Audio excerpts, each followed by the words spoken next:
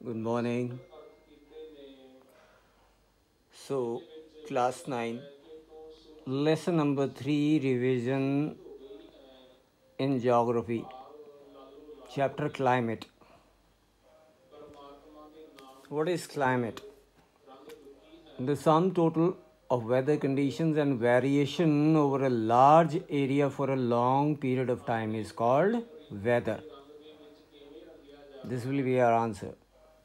जो sum total weather conditions variations over a large area of a long period of time is called weather.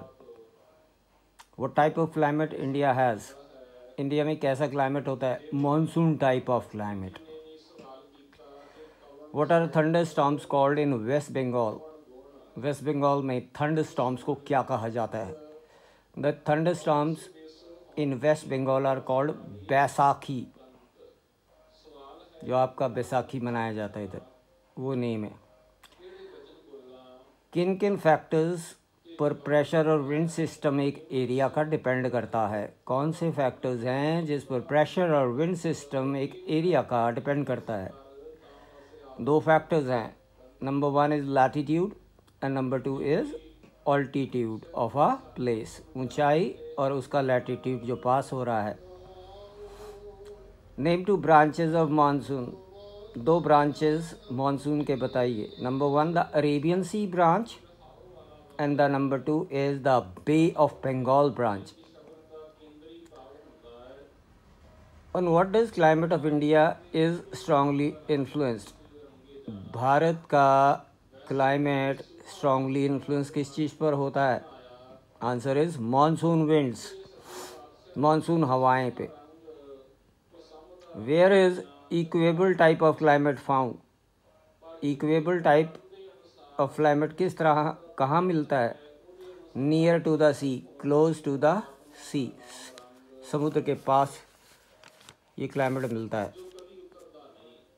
The monsoon is known for its dash. The monsoon is known for its uncertainties. What do you mean by mango showers? Mango showers are the pre-monsoon showers that take place on the coast of Kerala and Karnataka. Since they help in early ripening of mangoes, they are also called as mango showers. Pre-monsoon showers जो केरला और कर्नाटका के coast पर आ जाते हैं उनको हम mango shower कहते हैं. ये आम को पकाने में भी हेल्प करते हैं, इसलिए आम का सीज़न होता है इनको तब भी मैंगो शावर्स बोला जाता है. बहुत इम्पॉर्टेंट है. What is a burst? The state of normal rainfall increasing suddenly. वो स्टेट नॉर्मल रेनफॉल जब अचानक बढ़ती है और लगातार चलती रहती है कई दिनों तक, उसे बर्स्ट कहते हैं. आपने देखा होगा 3-3, 4-4 दिन चलती रहती है नॉर्मल रेनफॉल, इसे बर्स्ट कहते हैं. What do you mean by Coriolis force? Important. एक अपेरेंट फोर्स जो अर्थ के रोटेशन से कॉज होता है उसे कोरियोलिस फोर्स कहते हैं. Wind generally blow from an area of dash to dash. Wind generally blows from an area of high pressure to low pressure. Mawsynram कहाँ है? मौसिन राम खासी हिल्स में है. खासी हिल्स. इंडिया की सबसे भारी बरसात कहाँ, कौन सी पहाड़ियों में होती है, कहाँ होती है? मैंने आपको पढ़ाते हुए भी चैप्टर बताया था कि पहले ये चेरापूंजी था इसका आंसर, बट अब उससे भी ऊंची जगह है पहाड़ों में, मौसिन राम. इम्पॉर्टेंट है. सबसे तेज़ बरसात, भारी बरसात रिकॉर्ड की जाती है मौसिन राम में, जो कि खासी हिल्स में है. What do you know about India's climate? Bharat के क्लाइमेट के बारे में आप क्या जानते हो?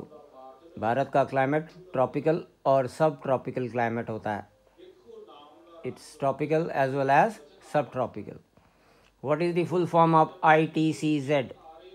ITCZ का क्या फुल फॉर्म है? ITCZ stand for inter tropical convergence zone. Inter tropical convergence zone. What are jet streams? Jet streams क्या होती हैं? Fast flowing and a narrow belt of high altitude winds are called jet streams. ऊंचाई के इलाके पे, ऊंचे ऊंचे इलाकों पर जहाँ ऊंचाई है वहाँ पर तेज़ रफ्तार से बहती हुई नैरो बेल्ट पे ये जो हवाएं होती हैं उनको जेट स्ट्रीम्स कहते हैं। इम्पॉर्टेंट है। किस लैटीट्यूड पर ट्रॉपिकल एरियाज़ का मानसून एक्सपीरियंस किया जाता है? Tropical areas is monsoon experience 20 degrees north and 20 degrees south latitude. In winter season, the western cyclonic disturbances originate from which sea?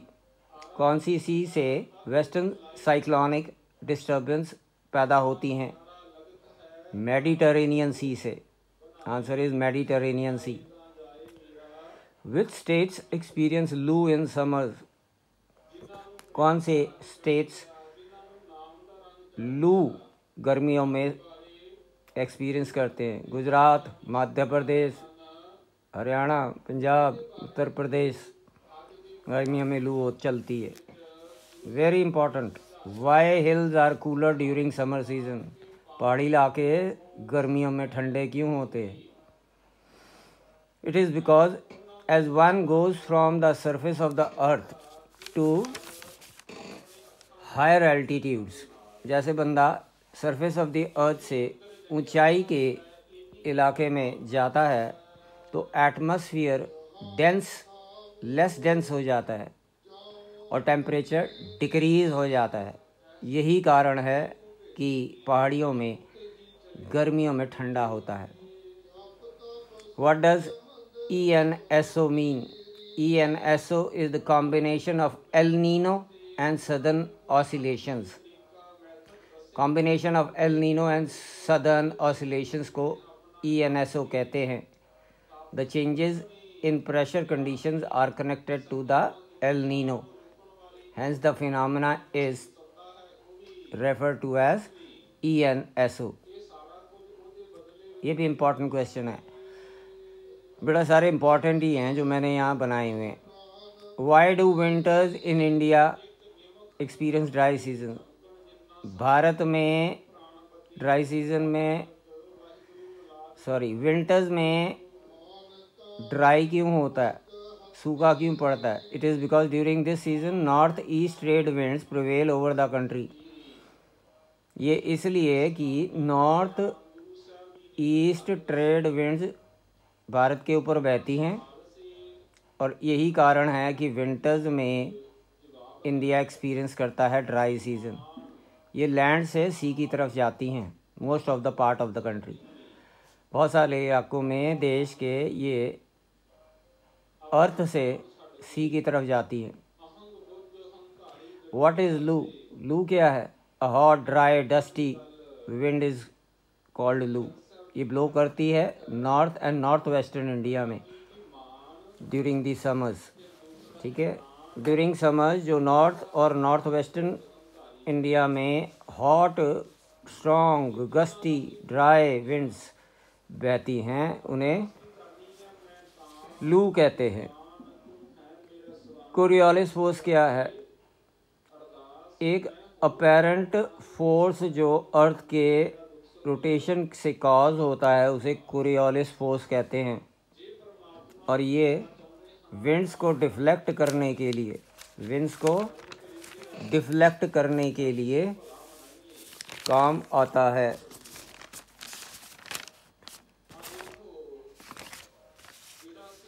Toward the right in the northern hemisphere and toward the left in the southern hemisphere. Right में northern hemisphere की तरफ और left में southern hemisphere. इसको फेरेल्स law भी कहते हैं। मैंने लिखा है what is Ferrel's law. Same answer as above means आपको ध्यान रखना फेरेल्स लॉ क्या होता है। Coriolis force which is responsible for deflecting winds toward the right in the northern hemisphere and toward the left in the southern hemisphere is known as Farrell's law. उसको Farrell's law कहते हैं। What do you mean by dust storm? Dust storm से क्या तात्पर्य है? They are very common during the month of May in northern India. उत्तरी भारत में मई के महीने में ये चलते हैं dust storms. In these storms bring temporary relief as they lower the temperature. लोगों को थोड़ी सी राहत मिलती है क्योंकि ये टेम्परेचर को, तापमान को लोअर कर देते हैं, नीचा कर देते हैं। And may bring bright light rain and cool bridge. ठीक है, और हल्की हल्की लाइट बरसात या ड्रिजल भी हो सकती है, साथ साथ ठंडी हवा चलती है। ठीक है, थोड़ी थोड़ी बारिश, ठंडी ठंडी हवा तेज चल रही है। मई का महीना और नॉर्दर्न इंडिया में ये ब्लो करते हैं। Very important, what are the 3 important factors which influence the mechanism of Indian weather. 3 factors ऐसे इंपॉर्टेंट हैं जो बताइए इंडियन वेदर के मैकेनिज्म को प्रभावित करते हैं। आप बोलेंगे 3 important factors which influence the mechanism of Indian weather are. पहला, surface distribution of pressure and winds. Pressure का और हवाओं का सरफेस पर डिस्ट्रीब्यूशन होना। दूसरा, upper air circulation of jet streams. Jet streams का ऊपर उठना। तीसरा, inflow of western disturbances in winter. सर्दियों में वेस्टर्न डिस्टर्बेंसेज का flow. And tropical depressions in summer. गर्मी में ट्रॉपिकल डिप्रेशंस, ये वेरिएशन बनाते हैं लोकल वेदर कंडीशंस में। ठीक है, ये 3 पॉइंट आप लिखेंगे इसमें। आप चाहो तो इसको बढ़ा भी सकते हो, फैला सकते हो, एक्सपेंड कर सकते हो। Very very important question. India's climate has characteristics tropical as well as सब ट्रॉपिकल क्लाइमेट। डिस्कस कीजिए कि इंडिया का जो क्लाइमेट है ट्रॉपिकल एज वेल एज सब ट्रॉपिकल क्लाइमेट होता है, उसके बारे में डिस्कस कीजिए। The tropic of cancer passes through the middle of the country from the run of Kutch in the west to Mizoram. हमारा ट्रॉपिक ऑफ कैंसर देश के बीचों बीच से गुजरता हुआ रन ऑफ कच्छ से मिज़ोरम वेस्ट में जाता है। रन ऑफ कच्छ वेस्ट में है, वहाँ से मिज़ोरम ईस्ट में जाता है, और तकरीबन आधा कंट्री, आधा देश जो कि south of tropic of cancer है, belongs to the tropical area. वो ट्रॉपिकल एरिया होता है south of tropic cancer. All the remaining area north of the tropic lies in the sub tropics. Therefore India's climate has a characteristics of tropical as well as सब tropical climates. याद कर लीजिए, very important question.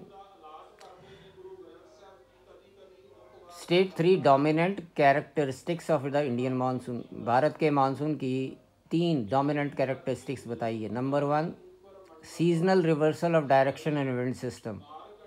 Monsoon हवाएं जो होती हैं land से समुद्र की ओर सर्दियों में जाती हैं, और समुद्र से लैंड की तरफ गर्मियों में ब्लो करती हैं। दूसरा point, seasonal heavy rainfall and drought are common features of the Indian monsoon. Bharat के मानसून में सीज़न में पड़ने वाली बरसात और कभी कभी सूखा पड़ना, ये कॉमन फीचर्स हैं भारत के मानसून के। तीसरा point, in spite of local variations in climatic conditions, it unites the whole country in a single climatic thread of monsoon. Local variations climate conditions के होने के बावजूद भी ये सबको, पूरे देश को एक सिंगल क्लाइमेट थ्रेड में बांधता है। ये भी इम्पोर्टेंट क्वेश्चन है। Write a short note on trade winds. Trade winds पर थोड़ा सा रोशनी डालिए। The winds blowing from the subtropical high pressure belt to the equatorial low pressure belt are termed as trade winds. Simple सा है। जो हवाएं subtropical high pressure belt से इक्वेटोरियल लो प्रेशर बेल्ट की तरफ चलती हैं, उनको हम ट्रेड विंड्स कहते हैं। They blow southwards get deflected to the right. South की तरफ बहती हैं और फिर राइट की तरफ कोरियोलिस फोर्स के कारण डिफ्लेक्ट हो जाती, मुड़ जाती हैं, और फिर move toward the equatorial low pressure area. वहाँ से फिर इक्वेटर का जो लो प्रेशर एरिया है उसकी तरफ बहती हैं। Generally these winds carry little moisture as they originate and blow over land. क्योंकि ये विंड्स लैंड के ऊपर ब्लो करती हैं और अक्सर ये हवाएं जो होती हैं बहुत कम मॉइस्चर लेकर अपने साथ जाती हैं। देयरफॉर दे ब्रिंग लिटिल और नो रेन। तो इससे ये पता ही चल रहा है कि ट्रेड विंड्स या तो बहुत कम बरसात लाते हैं, हल्के शावर्स, या बारिश होती नहीं। The trade winds are the most permanent and regular of all planetary winds. They blow with great force in a constant direction. ये रेगुलर हैं, परमानेंट हैं सबसे ज़्यादा प्लेनेटरी विंड्स की, और बड़ी तेज क्षमता से बड़े फोर्स के साथ कांस्टेंट डायरेक्शन में ब्लो करती हैं। ठीक है बेटा। सो 9th class, is this okay? आपका चैप्टर अच्छे से पढ़ाया सर ने। बेशक बहुत लंबे चैप्टर्स हैं, उनमें खलल रहा, कई वीडियोस बनी, ठीक है, बट आप थोड़ा थोड़ा समझते रहे, अच्छा था। जो वीडियोस देखते ही नहीं या समझते ही नहीं, उनका भगवान मालिक है, मैं कुछ नहीं कर सकता। वो खुद ही कर सकते हैं अगर वो खुद पढ़ें, रिवाइज़ करें। बट फिर भी आप लोगों के लिए मैंने क्लाइमेट चैप्टर में से क्वेश्चंस निकाले हैं, आंसर्स बना दिए हैं, इजी करके, बहुत इजी करके। अब जो बच्चे इनको रिवाइज़ करेंगे वो पास हो जाएंगे, राइट। इनको दोबारा से सुनिए, रिवाइज़ कीजिए। मैं ये सब नहीं भेजूंगा, जो वीडियो देखेगा वो ही इसको कर लेगा। बट आपके लिए एक बार अगर आप लोगों ने इसको करना है स्क्रीनशॉट तो लीजिए, मैं आपके लिए करता हूँ। आप एक एक स्क्रीनशॉट लेते रहिए। रेडी? ये फर्स्ट पेज है क्वेश्चन आंसर्स का, इसका स्क्रीनशॉट लीजिए।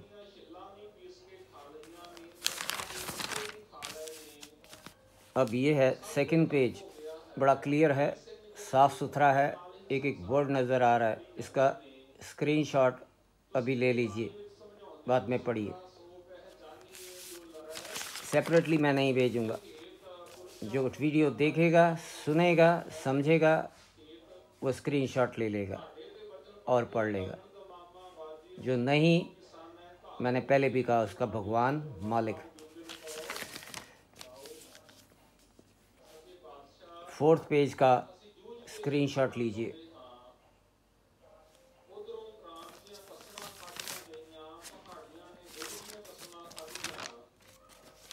ठीक है, अब लीजिए फिफ्थ पेज का स्क्रीनशॉट।